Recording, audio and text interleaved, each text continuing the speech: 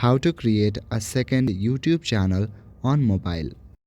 Hello everyone, in this video I'm gonna show you how you can create another YouTube channel on your mobile phone. Firstly, open any of your preferred web browser. In the web browser, go to youtube.com. In youtube.com, log in or sign up to your channel.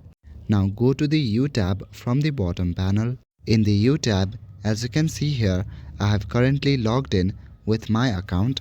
Now let's add another account here. Now tap on the arrow icon at the middle of the bottom panel.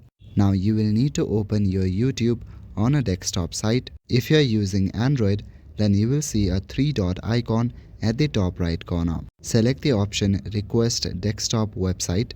Now at the top right corner, you will see your profile picture. Click on it. Now from this menu, select Settings. Now another page like this will open. Zoom in at the center. Here you will see three options. Select the option Create a New Channel. After that, you can select the name of the channel and the handle of the channel.